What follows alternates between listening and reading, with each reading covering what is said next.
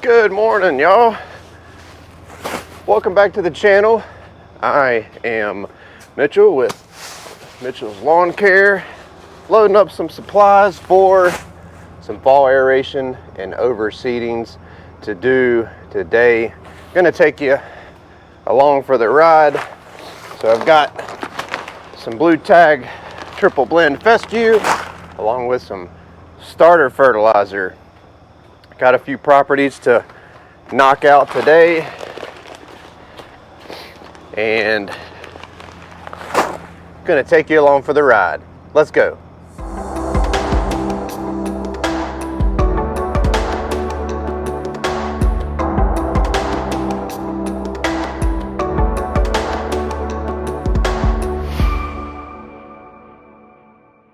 All right, so in the truck I've got about 100 and it's about a half bag, so probably 120, 125 pounds seed. I've got 100 pounds of fertilizer. I'll throw another bag of fertilizer on here, get the truck hooked up to the trailer. I got to grab the ZTS out of the shed and pull the ZK72 out of the trailer and get those loaded up. So I've got a little mixture of small turf areas and larger turf areas to do today with some mowing to prepare for the aeration. And let's see, 3 of the clients today are actually add-ons, properties that I don't mow on the regular. They just call this time of year, want their yard aerated and seeded, and then they service it themselves the remaining part of the year. So let's not waste any time. I'm gonna get the rest of my materials in here. I've got a 3 cubic foot bag of peat moss already, so I've got to grab the Landzie peat moss spreader as well, then go by Lowe's and get another bag of peat moss for one of my properties as a top dressing. So they got some soil issues, and the peat moss really helps kickstart things. So let's keep this going.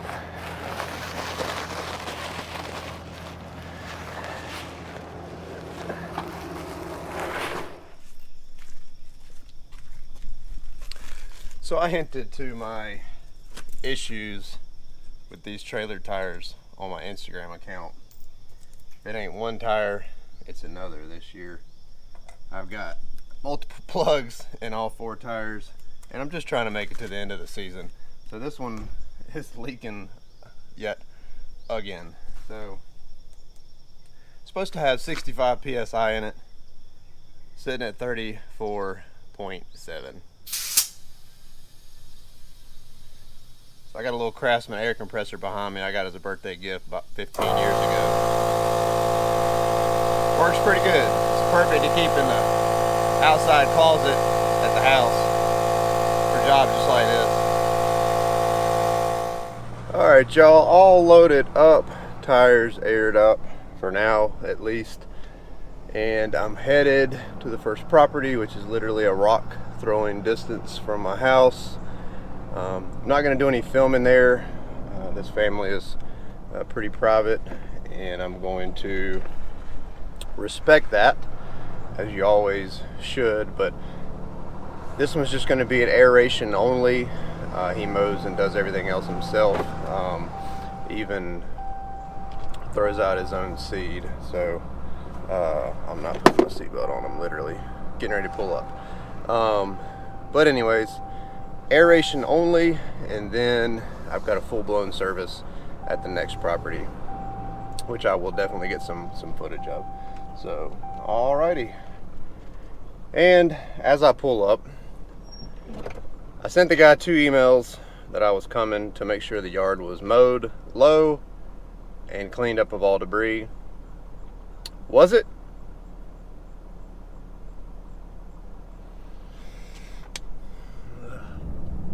So as I led with the previous clip, I think I lost my cell phone, but I communicated with that homeowner, which communication is key to me. I sent 2 emails, one a week in advance and then one 2 days out, just as a reminder that, hey, I'm going to be showing up on such and such date, such and such time, and they've already approved the quote, so they knew that I was coming. And always give a week's notice. That gives them time to work out their schedule, get the yard serviced, whatever. But then you show up and they haven't mowed it, they haven't picked up anything. So you can do one of two things.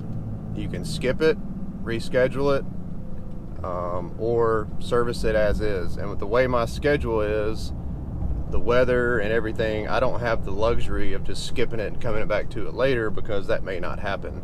Things get pushed out, then it may rain for 2 or 3 days, and before you know it, it's December and it's too damn late to do anything. So that's one, issue. I mean, you could ask yourself, does it really even matter? It's not a yard that you mow all the time. That's on them. But man, I care about the work I do, and I care about my clients, even if they are just add-ons. I mean, I've been aerating that guy's yard for, I think, 5 years now. And that's all I do is aerate. So, and the key to for mowing it lower is, for one, it saves you some time. After you seed, you can't mow the yard for 2 to 3 weeks depending on the seed germination. So it buys you some time. It benefits you, the client, the customer, and the contractor if it's a yard that you mow on a regular.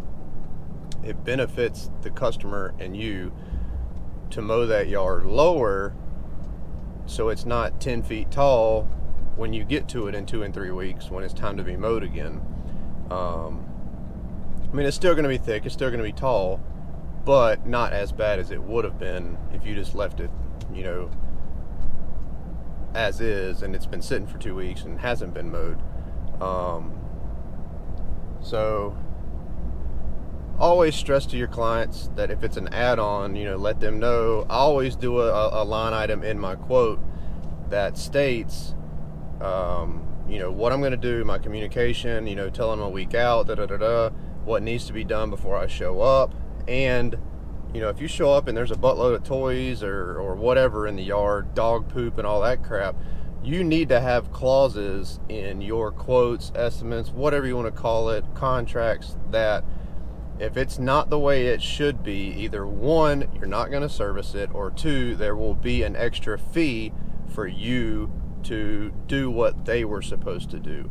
And you've got to communicate this up front so you don't look like an ass when you go to charge something extra because there was debris, toys, obstacles, whatever in the property. That way they know up front, hey, if I don't do what Mitchell said, he's going to charge an extra $40 to do XYZ, or extra $75 to do XYZ, other than, you quote $85 for a service, and then when you're done, it's $140 that they didn't agree on, but they had no idea that you were going to charge extra if they didn't pick up the obstacles. You see what I'm saying? So you don't want to be that guy.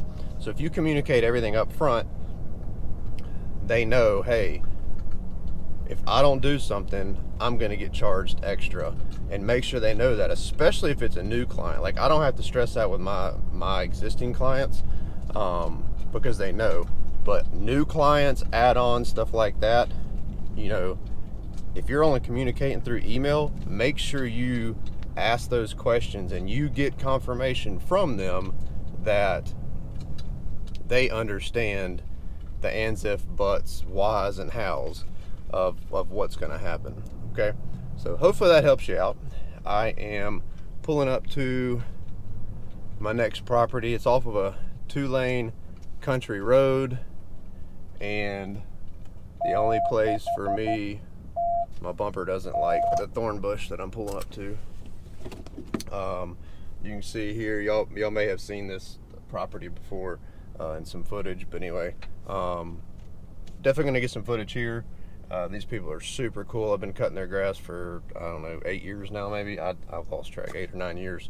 And really gorgeous property. Home sits back in a wooded area. So I just mowed this one Thursday last week. It's now Monday.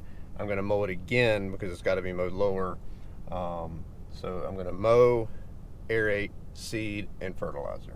All right.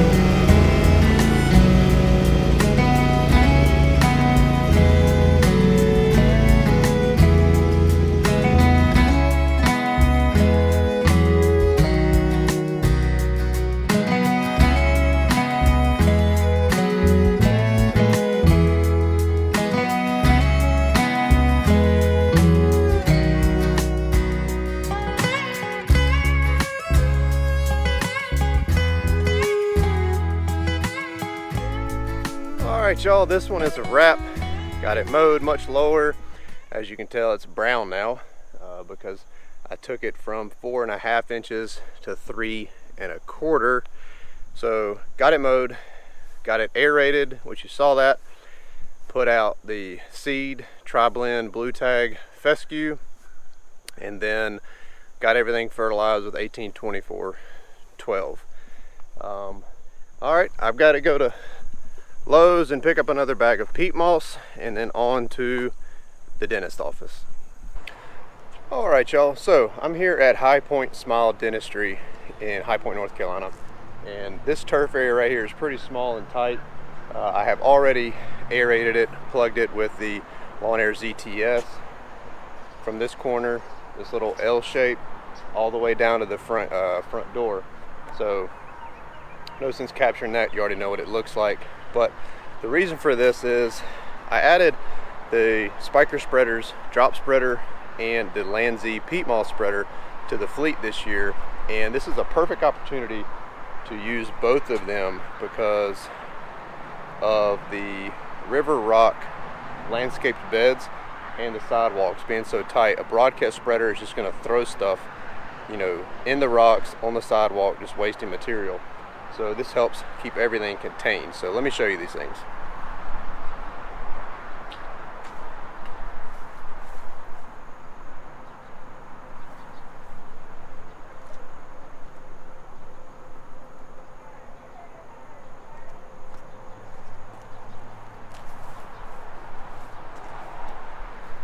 So this is the 48-inch wide drop spreader by Spyker and the Landzie peat moss spreader. All right, so I've got 2 bags of peat moss, and I've already loaded up the spreader with the seed that I'm going to be putting down here. Okay, so I'm going to set the tripod up, demonstrate how these 2 pieces of equipment are utilized.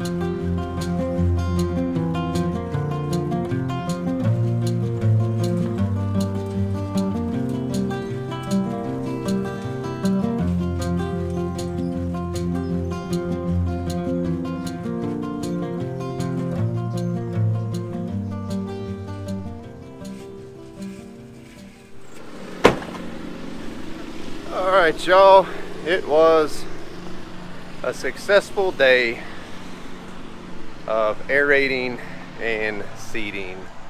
I got all of my properties done. It even rained a little bit. Stopped to eat lunch and it rained, but then it quit, so I was able to get finished. And was even ahead of schedule at one point. So I had a customer request that come anytime after 2:30, so that held me up a little bit, but not a problem. I could have got done earlier today, but you know, if we can accommodate their request, that's what we do. All right, happy customer, happy whatever, happy life.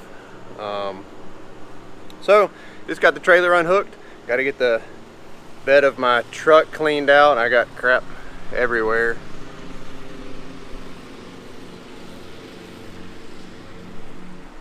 I know it don't look that bad, but I had the drop spreader in there, and I guess I hit a bump or something and opened the gate up on it and dumped about 20 bucks worth of seed in the bed of the truck. But I got that out. But I got grass seed everywhere now, so, and some trash, so need to get that cleaned out. But anyways, got let's see what else we got going on. I got a few more aeration and overseeding jobs to do this week and a couple next week, and then I'm hoping to be done, except for any add-ons that come in later. But I'm hoping to be done. I got a big one to do Sunday, next Sunday.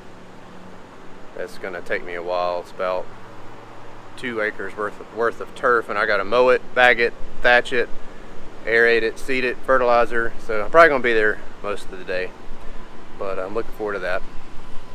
So yeah, I appreciate you tuning in. If you stuck through the video this long, I appreciate it.